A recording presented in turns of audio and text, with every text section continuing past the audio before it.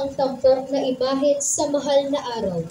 Ginugunita ng imaheng ito ang banal na bangkay ng Panginoon, ang Diyos na nagkatawang tao upang tubusin ang sanlibutan.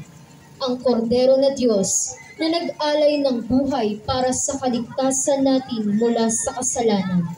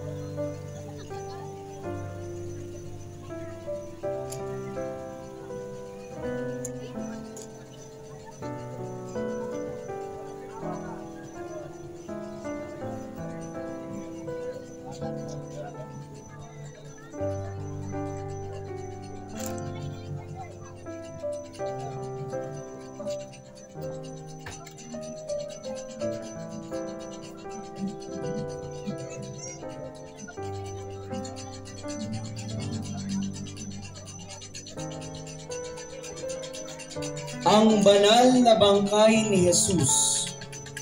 Ang imaheng ito ay sa pangangalaga ng San Sebastian sa Parish Pastoral Council.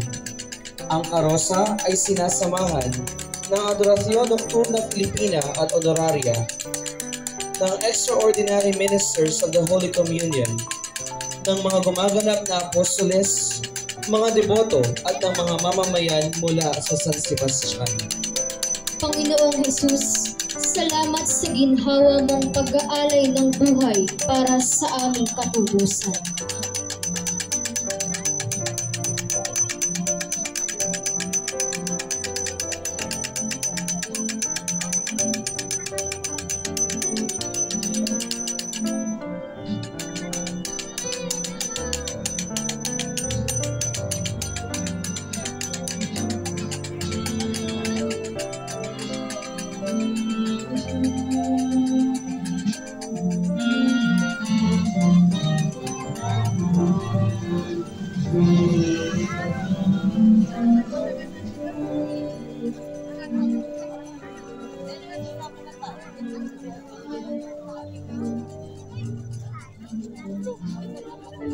De la Soledad.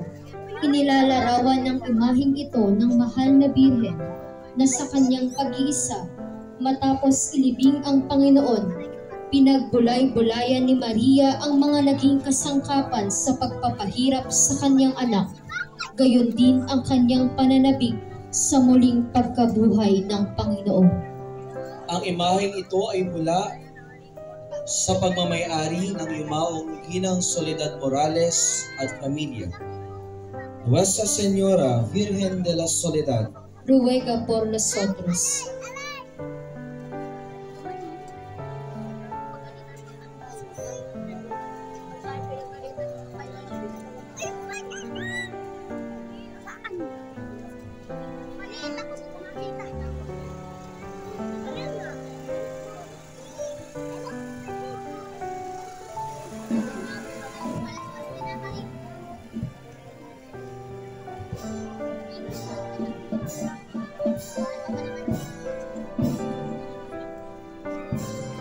Ang Mater Dolorosa.